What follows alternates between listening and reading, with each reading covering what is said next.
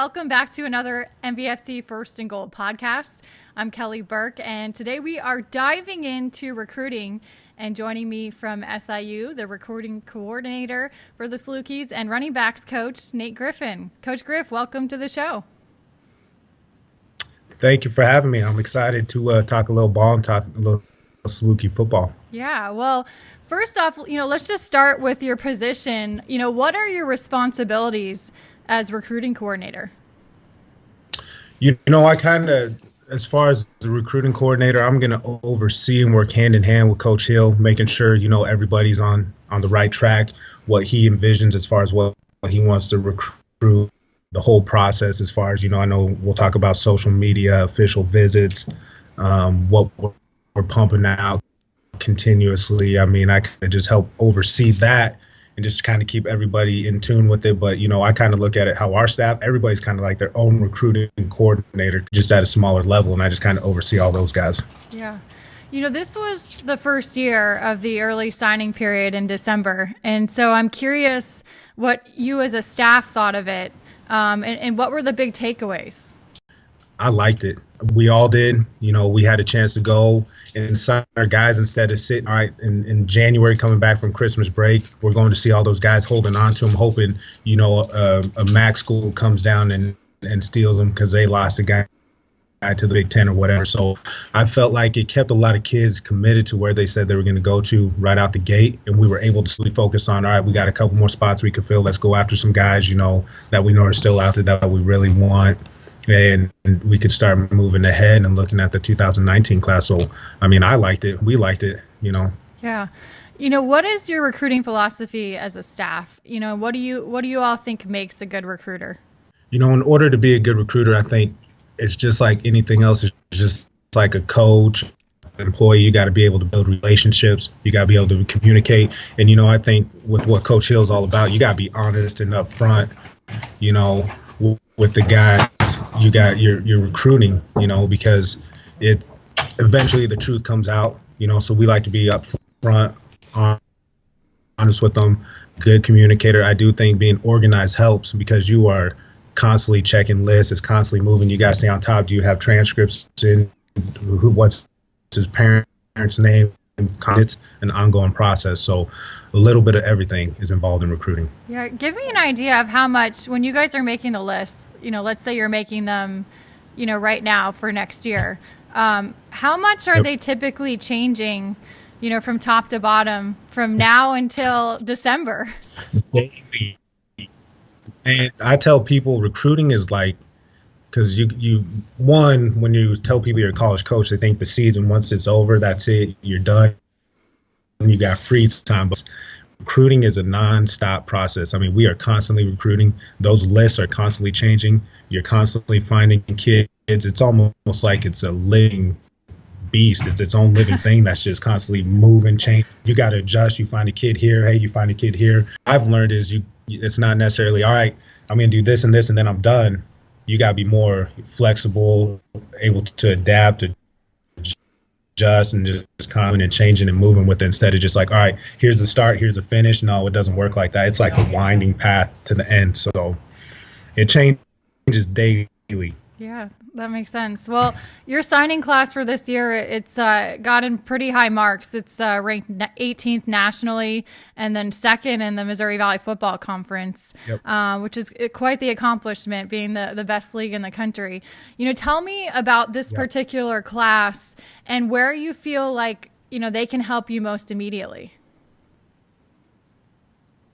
And maybe this is my philosophy. One is, we just did a great job of kids that now fit who we are and what Coach Hill envisions. Like I said, he wants good, solid young men that not only are good at football, but are good people, and it's so hard to always say, hey, this guy's going to come in and play right away, or this guy's going to help us. And every once in a while, you'll get a freshman that surprises you, because you're dealing with these kids that are constantly changing and growing and develop.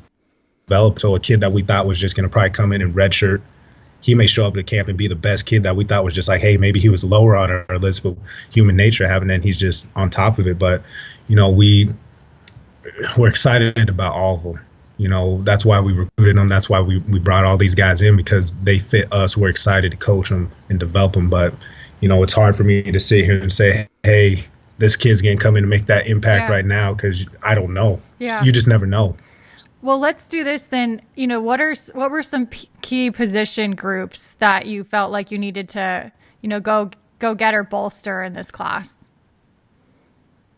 When we addressed with some transfer kids in the secondary, because we right there, and we brought some kids in that are fitting in well. They definitely have the athletic tools. Now it's just putting everything else in, new concept, new terminology, new staff, getting them comfortable. We feel like we addressed that. Got some really good quarterbacks that, obviously with Coach Hill being a quarterback, and any team you look at that has success, I mean, they got a good quarterback. Yeah. And with him being an ex-quarterback, we feel like we got some good guys that we picked up in that room that are going to be talented, that are going to push, they're going to, just set the bar and keep setting that bar and trying to elevate it to it. We got some good old linemen, thick guys that are going to develop that may, it's hard to say, linemen's going to come in and contribute right away, but they're going to be players for us, eventually, hopefully sooner than later. And, receivers, again, we're going to throw it up to those guys. We got some big bodies. We also got some guys that are skilled with speed. So, I mean, we covered the board pretty well, but, like the corner was a big year thing with the mid-year guys, and we got that addressed. So we feel good about that. Yeah. Take us inside a typical recruiting weekend and what it looks like in detail for SIU from start to finish. Like chaos. No, I'm joking. It's a lot of it's a lot of moving parts that one could not be done without our ops guy, Mike Williamson Jr., all of our GAs that are doing a lot of the hard manual work, driving to the airport, picking them up, all the coaches doing a great job of communicating the kids. But it starts off usually like once we find these kids, hey, we get them locked into a weekend. We got to make sure they're cleared with, we have forms we have to push through to say, hey, they're cleared for official visit. Once they are, then we set them up. We find out who's coming with them. Are they flying? Are they driving? We get their hotel set up. We get a calculation of how many people. So then Coach Williamson can get, meals taken care of. Where are we going to eat? Academic meetings, hey, we got to set up times with our trainer, equipment, all this type of stuff. You're just building this logistical matrix of events, and sometimes it changes. Sometimes you have a basketball game you got to work in. Sometimes Coach Hill wants to take them a certain spot. So it's just it's a busy, long process. You're always tweaking, and something's changing, or a kid cancels. Now you got to cancel this, or we add a kid like on Thursday, so we got to make sure he has a room, he's all set up, that type of stuff. But it's a lot of moving parts. Yeah. How do you decide which players get to host guys, and where to put certain guys? Is it based on position group, or how do you break that down? That's a great question, because it's not as simple as, hey, he's in the back, let's put him with the running back. That's where the coaches come in. Hey, this is the type of kid he is. This is where he's from. This is who fits, mindset or mentality or characteristics of somebody on our team, and that's where we pair them up. It's not necessarily always by position. We have a couple of kids who are freshmen right now that we use as hosts because they're great. I mean, as far as making sure kids are okay. Super talkative. He's a running back, DJ Hampton, so he's always ready to take kids in and finding guys on our team that enjoy to do it, because it's taking time. Their weekend, their free time right now, and when you have these official visits, you're basically saying, hey, your weekend's ours again. And some guys will take that, some guys won't, and that's okay. You got to find the ones that want to do it, because they're going to do the best job at it. So once again, it's just a matter of knowing your recruit, knowing our guys, pairing them up.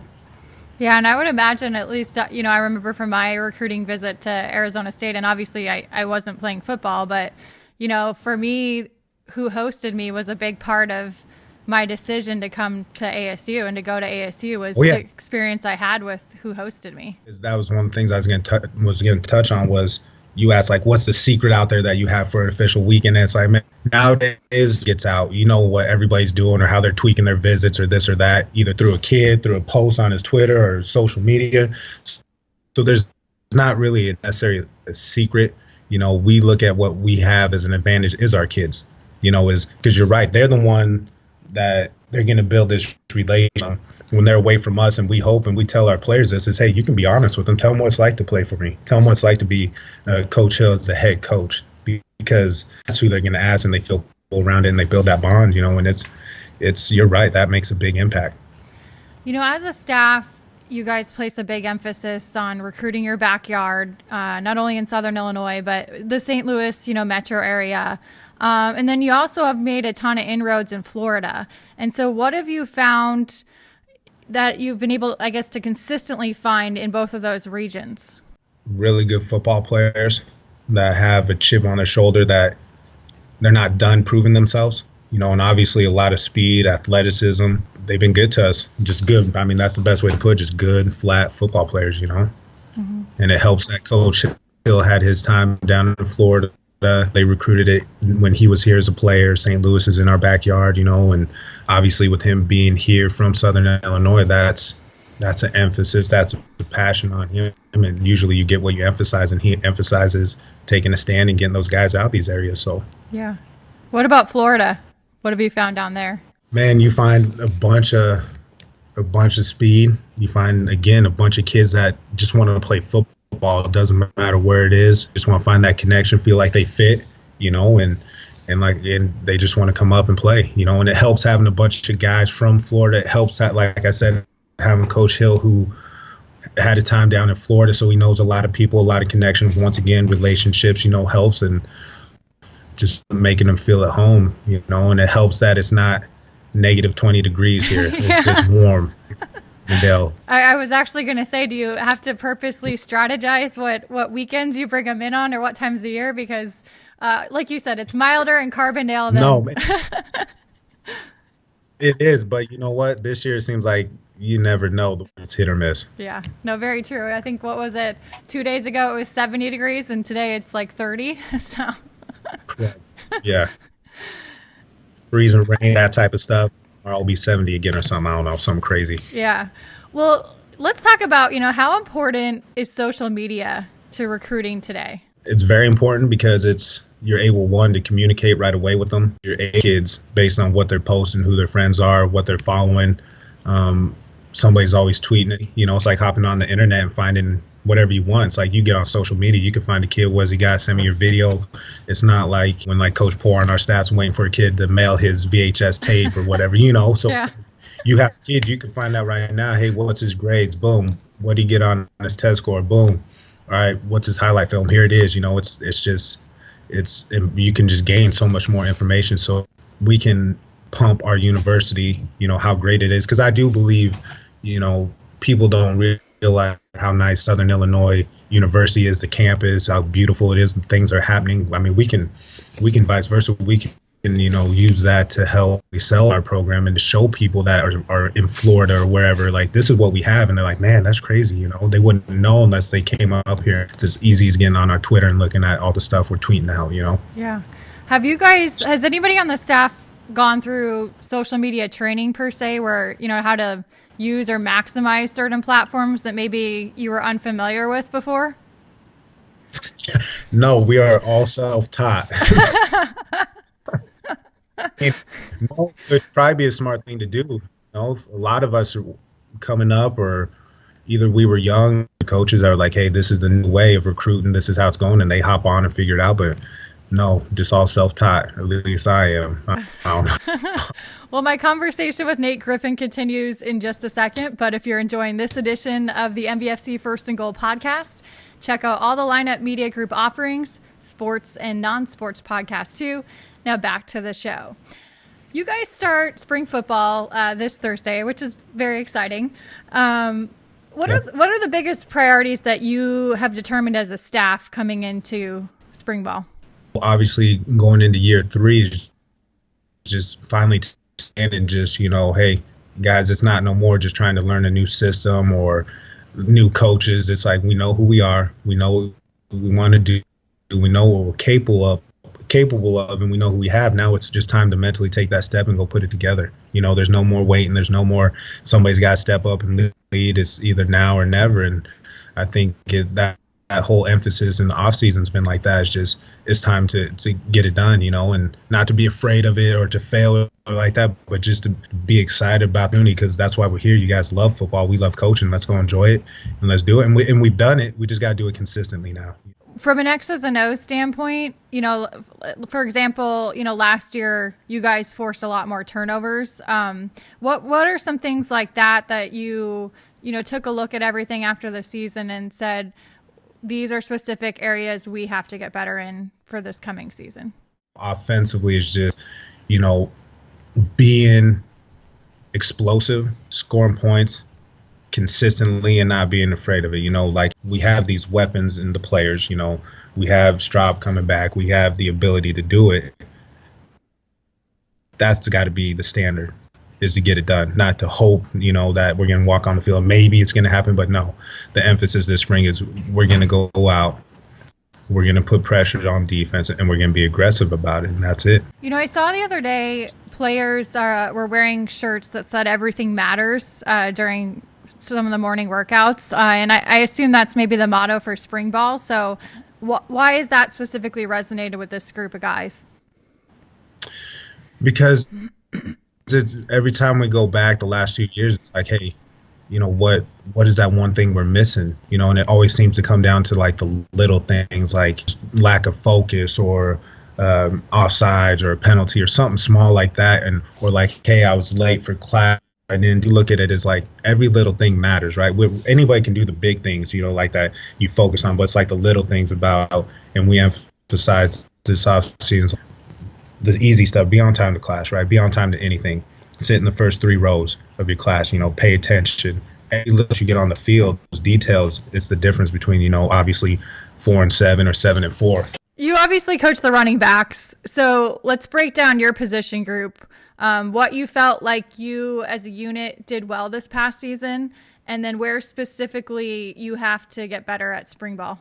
For the running backs, and we take great pride in it, we do a lot of different things. In this offense, we're asked to not only carry it out of the backfield, but we have to block for the quarterback. We have to block on any pass protection. We're running routes out of the backfield. We got DJ Davis, jet sweeping, lining up a receiver. So hats that we wear. And on top of that, the expectation is to not only be, contributing on offense, but to have an impact on all of my guys. We're on special teams, starting on them, having an impact. So we did that well, now. So what we need to get better at, or the thing that kept popping up when we were watching film from the season, is we make more yards after contact. We got to be able to get more yards when something's not there or the O-line opens up a hole. We can't just get tackled at the next level by a line. We have to be able to do something or to gain more yards and to have a bigger impact when we have a chance to. We can't just be satisfied with getting yards or 4 yards and that's it. We need to be an explosive group. You had a chance to coach with Coach Jerry Kill, at both Northern Illinois and then at Minnesota. And so what did you learn from him and his style? Because those of us that are fortunate to know him know he's quite the character. The biggest thing, that always sticks with me is he cared. He cared about his people. He cared about his players.